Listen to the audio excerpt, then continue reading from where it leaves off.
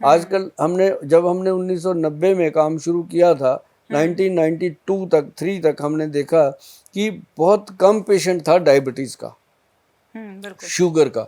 आज हम जब कैंप लगा, उस समय हमने कैंप लगाया, सबसे पहला कैंप हमने लगाया था 1994 में। वो कैंप हमने लगाया था चंडीगढ़ शहर में, सेक्टर 40 में शिव मंदिर है, वहाँ लगाया था। अभी तक हमें याद है, हम जाते हैं उस मंदिर में अभी भी। तो वहाँ पे जब हमने लगाया था, हमारे पास 70-80 पेशेंट थे डायबिटीज़ के। पूरा दिन उनको बैठ के हमारे डॉक्टरों ने देखा, सब देखा, तो दवाइयाँ दी, ठीक रहे। आज अगर हम कैंप लगाते हैं तो कम से कम मैडम 1200-1500 पेशेंट आ जाता है कैंप के अंदर डायबिटीज़ का। अब देखिए कितना रेशो बढ़ गया है शुगर का। और ये शुगर रोग कोई रोग नहीं है, आप कहीं भी सर्च कर लीजिए, किसी भी जगह पे शुगर रोग को अभी तक किसी बीमारी का दर्जा ही नहीं मिला। ये सिर्फ एक लाइफस्टाइल डिजीज पैदा हो गई है कि हम क्या खाते हैं उससे कितनी बढ़ गई है, हमारे सेल कितने वीक हो गए हैं। अब लोगों को लगता है कि ये पैंक्रियाज का वीक होना, उसके कारण शुगर का प्रॉब्लम है, लेकिन शुगर का असली जो जड़ है वो लीवर में है। अच्छा।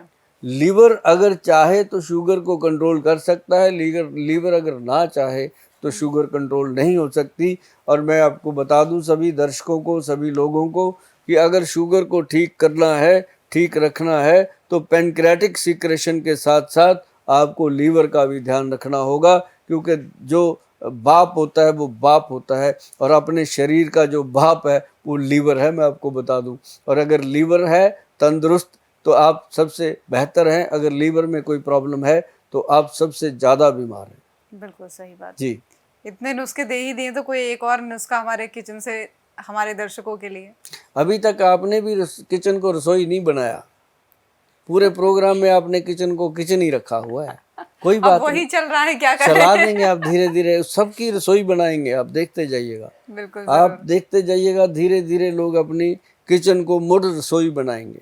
बिल्कुल ये देख लेना, क्योंकि ज़रूरतें बहुत हैं। अब अपनी रसोई घर में से आज मैं एक बात और बता दूं, एल्युमिनियम के बर्तन निकालिए, धीरे धीरे करके निकालिए, पीतल का बर्तन इस्तेमाल कीजिए, तो वो आपको फ़ायदा करेगा। अब मैं आपको कहूँ मिट्टी के बर्तन इस्तेमाल कीजिए, आप कहेंगे गोयल साहब क्या बात करते हो, मैं कहता हूँ मैं बात ही नहीं करता इस पे।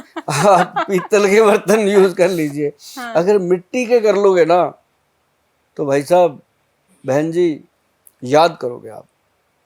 अगर आपने मिट्टी के बर्तनों में कुछ दिन साग बना लिया, कुछ दिन उड़द की दाल बना ली, और कुछ दिन खाना मिट्टी के बर्तनों में बना के खा लिया, तो 2-3 महीने के बाद जब अपने लैब में जाकर के आप टेस्ट करवाओगे ना, तो आप रिपोर्ट देख के कहोगे कि थैंक यू गोयल साहब। तो वो थैंक यू आपका मेरे तक पहुंच जाएगा। पैसा मुझे जितना मर्जी दे दो आप, दवाइयाँ जितनी मर्जी ले लो, वो यहीं रह जानी है। जो आप थैंक यू दोगे ना, वो साथ जाएंगे, और जमराज के पास उन्हीं का हिसाब होना है। सही बात जी। बहुत बड़ी बात है, लेकिन कहाँ सबके लिए संभव हो पाएगा? लोग पहले बहाने खोजने लगते हैं, कैसे हो पाएगा यार, मिट्टी के बर्तन कैसे? हाँ, नहीं, बहाने बोने कुछ नहीं है, जो लोगों ने काम करना है वो कर ही देना है।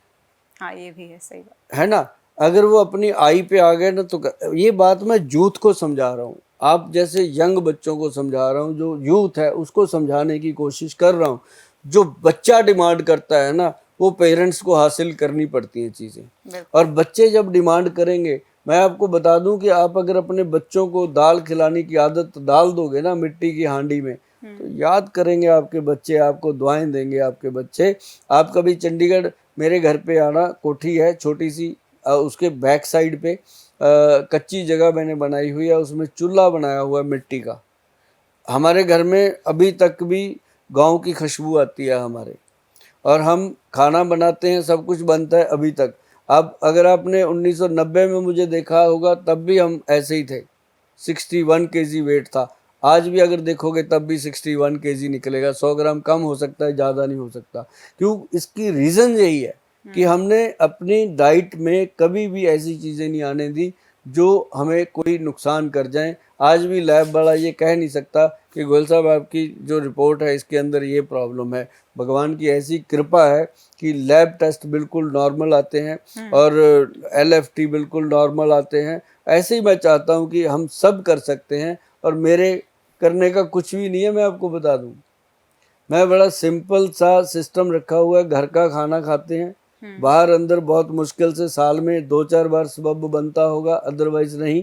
लेकिन हम एक त्रिफला पाउडर खाते हैं जो हम सबको खाने की सलाह देते हैं, क्योंकि वो एक ऐसा रसायन है आयुर्वेदिक ग्रंथ का कि एक दिन के बच्चे से लेके 100 साल का बुजुर्ग भी अगर उसको लेगा तो साइड इफेक्ट का तो मतलब ही नहीं है। उसके गुड इफेक्ट जो हैं अगर उनकी गिनती करने लग जाएं तो एक उम्र कम हो जाती है कि उसके फ़ायदे कितने हैं, मैं आपको बता दूं। लेकिन हमारे पंजाब की एक कहावत है कि 100 गज रस्सा सिरे पे गंढ, मतलब जितना मर्जी सुन लो, एक ही बात कहेंगे कि अगर आप त्रिफला चूर्ण खाना शुरू करेंगे, आप खुद ही 2-3 महीने में बोल दोगे कि थैंक यू यार, थैंक यू गोयल, ये बात बहुत बढ़िया हो गई। अब गट हेल्थ बहुत अच्छी है, टॉयलेट बहुत सही से आ रही है, खाने की भूख सही टाइम पे लग रही है, खाना पीना हजम हो रहा है, और शरीर में पहले से ज़्यादा तंदुरुस्ती है, चुस्ती है।